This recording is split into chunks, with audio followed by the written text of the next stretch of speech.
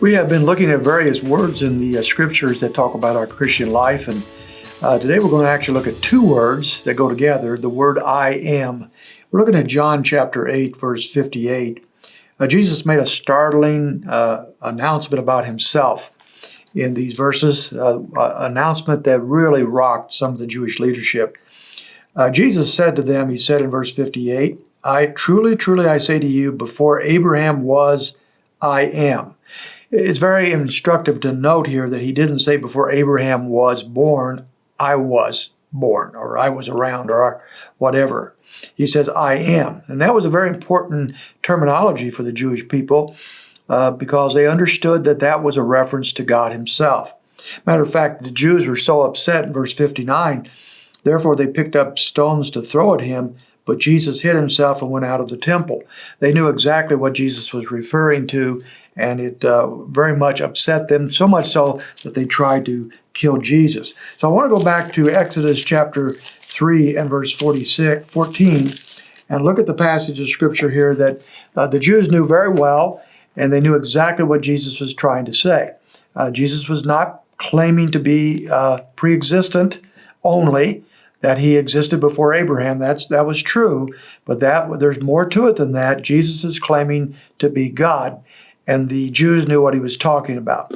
So back in Exodus chapter 3, it says in verse 13, this is Moses, and Moses is at the burning bush, and God is commissioning him to go into the land of Egypt and virtually pull off the Exodus in time. Moses would be God's representative. He would be going from where he was living in the wilderness into Egypt and confront Pharaoh and the Egyptian army and nation. And as Moses would go into Egypt, he had to have a message. And he was deeply concerned that as he went into Egypt and he presented the message that God wanted him to present to the Jews, they would reject it. And so he wants to know who he should say is sending him. So here is the dialogue, verse 13 of chapter 3. Then Moses said to God, behold, I am going to the sons of Israel, and I will say to them, the Lord, the God of your fathers, has sent me to you. Now they may say to me, what is his name? What shall I say to them? And God said to Moses, I am who I am. And he said, thus you shall say to the sons of Israel, I am has sent me to you. So as Moses is given a message here, the message is that I am has sent you. Now the word I am here is a terminology for the self-existent one. It's a synonym for Yahweh, or what we usually call Jehovah in our Bibles. And so when we think about that, we realize that that God is saying, I am the self-existent one. I am the only God. I am. The word itself means I am the one who is. So there is no one like him. There's no one beside him. He is the Jehovah, the Yahweh. He is God, eternal God. So when we pop our way back over here to John chapter 8, and Jesus said that before Abraham was born, I am, he was identifying himself with Jehovah God. He was saying, you remember the message that God sent with Moses to the Jews in Egypt?